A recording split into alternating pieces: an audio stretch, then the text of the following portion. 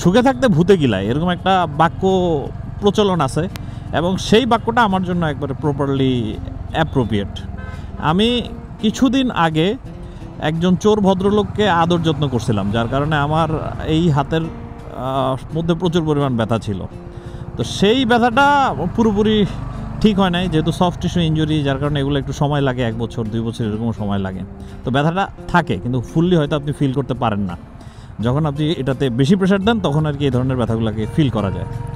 আমি সেরকম ব্যথা নিয়ে আবার গেছিলাম হচ্ছে 20 টাকা খরচ করে বক্সিং খেলতে এবং আলহামদুলিল্লাহ পুরানো ব্যথা আবার জেগে গেছে, একেবারে প্রচণ্ড পরিমাণ ব্যথা। এখন আমি ব্রেক ধরতে পারতেছি না, এরকম অবস্থা। শুধুমাত্র কোনো মতো থ্রটলটা দিচ্ছি আর পায়ের ব্রেক দিয়ে কাজ চালাচ্ছি। ও হ্যালো দেয়ার, আসসালামু আলাইকুম, this is Saifullah Sunny, welcome to Sunnygiri, hope you guys are doing fine. অনেকদিন পরে ইন্ট্রো দিলাম। এখন আর আগের মতো না, কেমন জানি এনার্জি কাজ করে না, মনে হচ্ছে যে বুড়ো বুড়ো হয়ে গেছে, যার কারণে ইন্ট্রো দেওয়া হয় না। Welcome to a moto vlog by the way guys.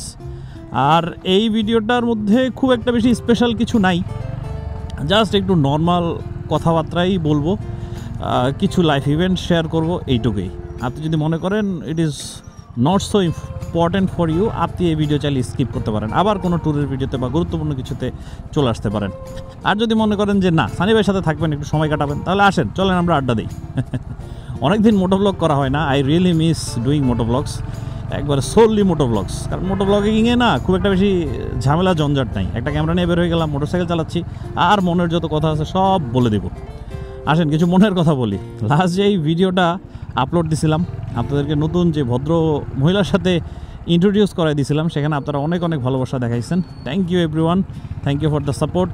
কিন্তু একজন, মানে এত এত ভালো ভালো কমেন্টের মধ্যে এক ভদ্রলোক, তার একটা কমেন্ট আমার মেজাজ গরম করে দিছে, একটু উল্টাপাল্টা কথা বলছে আর কি।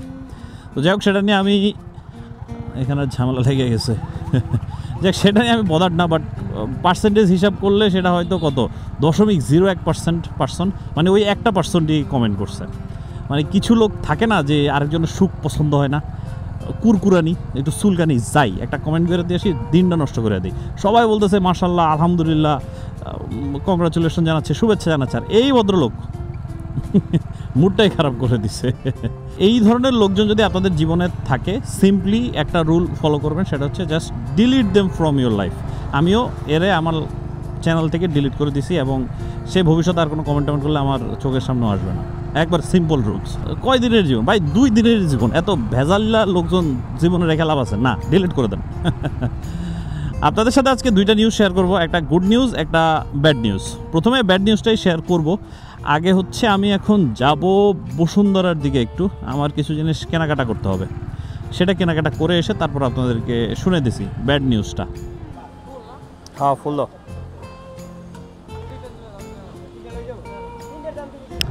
আর আরেকটা জিনিস হয়তো এখন খুব খেয়াল করছেন, সেটা হচ্ছে ব্লগিংয়ের সংখ্যা অনেক বেশি কমে গেছে। আগে যেরকম রেগুলার বেসিসে ব্লগ দিতে পারতাম, এখন খুব বেশি একটা ব্লগ আমি দিচ্ছি না। ডেইলি লাইফ আগে যেরকম ব্লগ করতাম সেটা করি না। তার প্রথম কারণ হচ্ছে অ্যালগোরিদম এখন চেঞ্জ হয়ে গেছে। অ্যালগোরিদম এখন হচ্ছে শর্ট ফর্ম কন্টেন্টের। হ্যাঁ, শর্ট ফর্ম কন্টেন্টেরই এখন হচ্ছে বেশিরভাগ মানুষের কাছে রিচ যায়। বড় কন্টেন্টগুলা মানে ওইরকম বেশি এক্সাইটিং কিছু না হলে আসলে বেশি মানুষের কাছে পৌঁছানো সম্ভব না। যদিও হ্যাঁ, প্রাইমারি ফোকাস ইজ আমার ভাল লাগে, আমার ভাল লাগার কারণেই করি, এবং সেই কারণে আজকের এই ব্লগটা করতেছি। অনেক দিন মনে হচ্ছিলো যে মোটো ব্লগ করতেছি না, তাই আজকে ফিল হচ্ছে না একটু মোটো ব্লগ করি, কথাবার্তা বলি। আর আরেকটা জিনিস হচ্ছে যে শর্ট ফর্ম কন্টেন্টে আসলে এখন পয়সা বেশি। আমি 2023 সালে একটা চ্যালেঞ্জ নিয়েছিলাম, সেটা হচ্ছে 30 দিনে 30টা সম্ভবত রিলের, এবং সেটা কমপ্লিট করার পর রিল সম্পর্কিত অনেক অনেক জ্ঞান অর্জন করছি, এবং রিল সেল করেই বায়োমাসানের এখন ভালো ইনকাম হচ্ছে। এবং ব্র্যান্ডগুলো চাই এখন কম সময়ের ভিতরে বেশি বেশি ইনফরমেশন যেন সেল করা, তাই দেখবেন যে প্রচুর পরিমাণ রিল আসতেছে, এবং সেগুলো ব্র্যান্ডেড কন্টেন্ট, যেটা আমার পকেটের জন্য ডেফিনেটলি ভালো। But as a content creator আমি চাই সবসময় বড় কন্টেন্ট বানাইতে, এরকম বড় কন্টেন্টে স্টোরি বলতে, এই যে কাম হয়ে সুন্দরভাবে আপনার সাথে কথা বলতেছি না, এই সুযোগটা শর্ট ফর্ম কন্টেন্টে নেই। শর্ট ফর্ম কন্টেন্ট হচ্ছে শুধু ফাস্ট ফরওয়ার্ড, এইটা আমি মিস করি। মানে মনের একটা, পকেটের একটা, আর তখনই আমি এই ধরনের কন্টেন্ট বানাই, যেটা হচ্ছে একবারে টোটালি টু স্যাটিসফাই আমার মন, যেখান থেকে ফাইন্যান্সিয়াল বেনিফিট, রিচের বেনিফিট কিছুই আসবে না।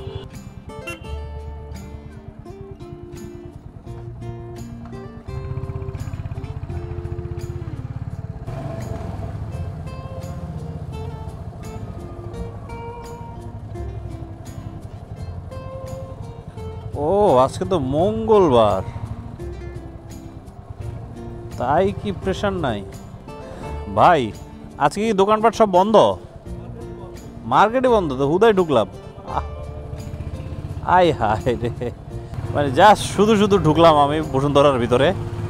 আজকে মঙ্গলবার, আমার খেয়ালই নাই। আমি বাসা থেকে বের হয়ে চলে আসছি এখানে কেনাকাটা করার জন্য। 40 টাকা, তো এই কথাটা ওইখানে বললেই তো আমি আর এটার ভিতরে ঢুকাই না।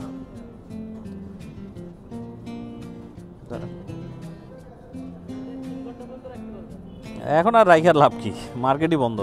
আমি একবার হুদ দেয়, টোটালি হুদ দেয়, নিজের উপরে মেজাজ গরম হইতেছে।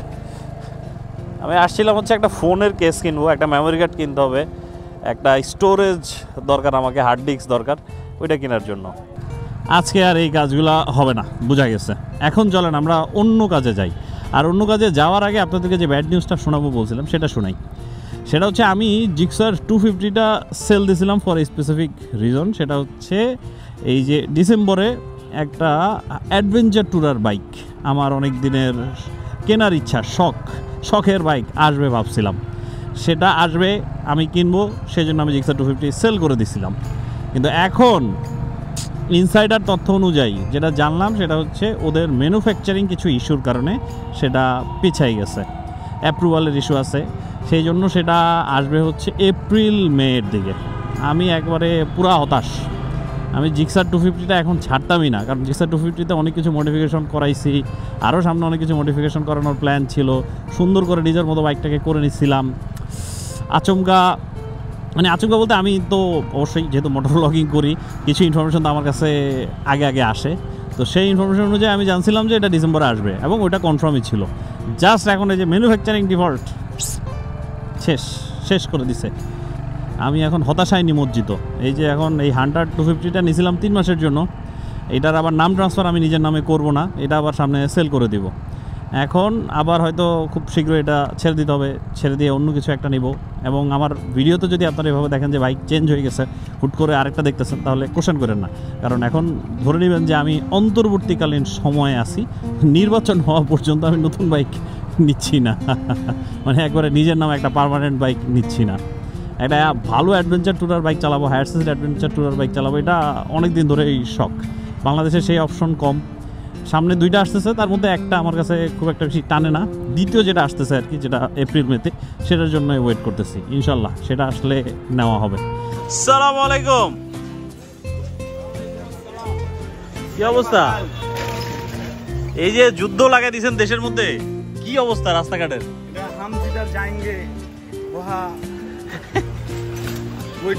কংগ্রাচুলেশন ফর নতুন বাইক। Thank you. আমি জিক্সার সেল করতেছি আর সবাই জিক্সার নিতেছে। এই যে বাবু ভাই নতুন জিক্সার 250 নিছে, আরেক জিক্সার 250 রাইডার চলে আসছে। জিক্সার 250 নতুন কেনার কারণে আমাকে সানি গ্র্যাব রেল না কি কই ওটা গিফট। আমার গ্র্যাব রেলটা ওইদিন খুলে এখানে রেখে গেছি, কই জিনিসটা? এই যে এটা। আবার কোন কিসে? জিক্সার 250 তে আমি এখন ইউজ করি, বুঝছ না?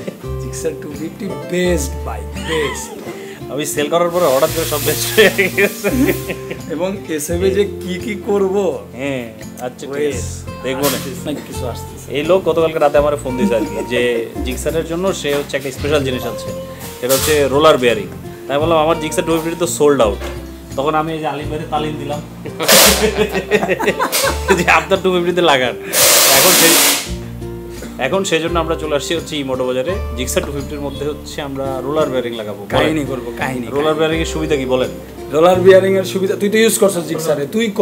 হ্যাঁ আমি 150 এর মধ্যে ইউজ করছিলাম, 150 এর মধ্যে ইউজ করছি, কিন্তু সেটা বলা হয় না, কারণ সেটা হচ্ছে তখন পরীক্ষামূলকভাবে আমার এটার মধ্যে ইনস্টল করা হয়েছিল। তো জিক্সারের যেটা ঝামেলা হয় সেটা হচ্ছে খুব কম সময়ের মধ্যে সেটার যে বল রেসারটা আছে সেটা নষ্ট হয়ে যায়, হয়তো ম্যাক্সিমাম গেলে 5000 বা 6000 কিলোমিটার। তো এর কারণে রোলার বেয়ারিং ইনস্টল করলে খুব সহজে নষ্ট হবে না, অনেক দিন লং লাস্টিং করবে। কত হাজার কিলোমিটার? এটা যদি আমরা 5 থেকে সর্বোচ্চ 6000 কিলোর ভিতরে মেনটেন করি, আই মিন গ্রিজ করি, তাহলে এমনও আছে 4 বছর ধরে ইউজ করতেছে। আই এম নট কিডিং, আমি স্ক্রিনশট দেখাইতে পারি তুই যদি চাস। আমার ফেসবুকেই আমার পোস্টে কমেন্ট করছে এক ভদ্রলোক, আমাদের এক বাইকার ভাই দাদা। আবার এমন আছে 50,000 70,000 কিলো রাইড করতেছে। ওরে একটা আসলে সানির 150-তে যে কথাটা বললো, 150-তে আমাদের যেই প্রোডাক্টটা দেওয়া হয়েছিল ওটা মনে হয় আমাদের থার্ড স্যাম্পল ছিল। ওইটার পরে আবার আরেকটা ফাইনাল স্যাম্পল আসছে, হ্যাঁ আরও বেটার হয়েছে। আই মিন মানে একটা বড় ব্র্যান্ড তো আর হুট করে it's not like made in China দিয়ে দিলাম ধাপধুপ হয়ে গেল। নো, অনেক R&D হয়। আই মিন যাক, থ্যাঙ্কস টু ফাইটো বাংলাদেশ, এবং ফাইটোকেও অনেক ধন্যবাদ যে আমাদের মতো সবার জন্য একটা জিক্সারের জন্য যে রোলার আসবে এটা আসলেও আমার খুব ভালো লাগতেছে। আচ্ছা, আবার এখান থেকে মাঝখান দিয়ে ফাইতো আরেকটা কাম ঘটাই ফেলছিল, সেটা হচ্ছে অনেকজনের নিয়ে মোটোজিপি দেখতে গেছিল। এই যে এই ভদ্রলোক বলেন মোটোজিপির এক্সপেরিয়েন্স। ও যায় নাই, ওরেও বলা হয়েছিল যায় নাই। কেন যায় নাই? আমাদের লক্ষ্মী মা আসছে তাই। হ্যাঁ, আমার বাবু একবারে ঠিক যে সময় ওনারা গেছে ঠিক ওই সময় হচ্ছে ডেলিভারি টাইম ছিল, যার কারণে আমি ইভেন্টের দিন জানতে পারছি ফেসবুকের মাধ্যমে যে ও বাবা হয়েছে। এখন আপনি বলেন মোটোজিপির এক্সপেরিয়েন্স বলেন কেমন লাগছে? মোটোজিপির এক্সপিরিয়েন্স ভাই তুই তো গেছিস, তুই তো অবশ্যই তুই একদম মানে তুই যা পাইছিস তা তো পাই নাই, জাস্ট ওইটার বাদে বাকি যা, ওরে আল্লাহ কি মানে আনবিলিভেবল যে এক্সজস্ট নোটগুলা, উফ oh my god, once in a lifetime experience. হ্যাঁ আসলে সবার একবার হলেও যাওয়া উচিত। টিকিট খুব বেশি এক্সপেন্সিভ না, আমি চিন্তা করতেছি দেখেন মানে এই বছরের আগে 2025 সালের আগে বাংলাদেশ থেকে কেউ এভাবে ইনভাইটেড হয়ে মোটোজিপিতে যাবে, এটা কি আমরা কেউ চিন্তা করতে পারতাম? এবং আরো ইন্টারেস্টিং ব্যাপার, এটা কিন্তু ফাইটোই স্পন্সর করছে। হ্যাঁ, মানে এটা বাংলাদেশে সম্ভব হয়েছে thanks to the brands, thanks to the customers, thanks to the content creators.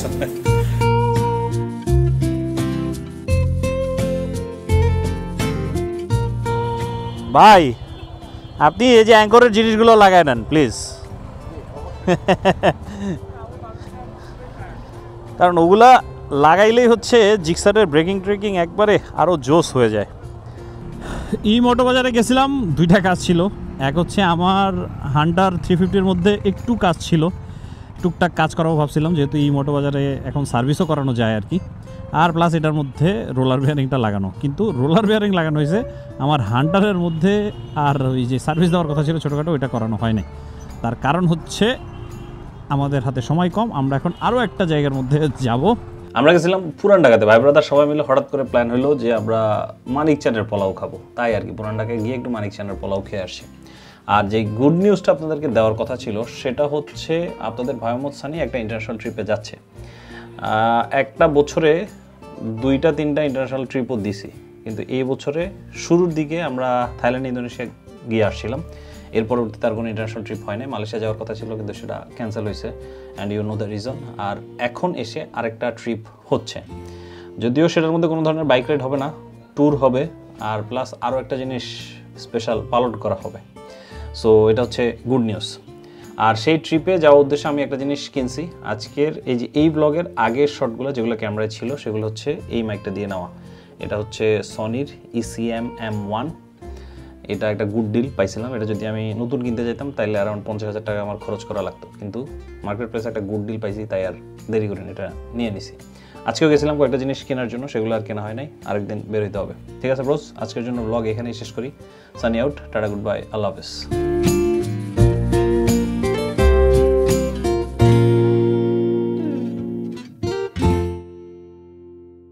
এই জায়গাটায় এই যে গণভবন কমপ্লেক্স, তার আশেপাশে একসময় কি জাঁকজমকপূর্ণ ভাইব ছিল। এই যে এখানে পুলিশ দাঁড়ায় থাকতো, সর্বক্ষণিক টহলের ব্যবস্থা ছিল, আর এখন সেই জায়গাটা কত নীরব নিস্তেজ হয়ে গেছে।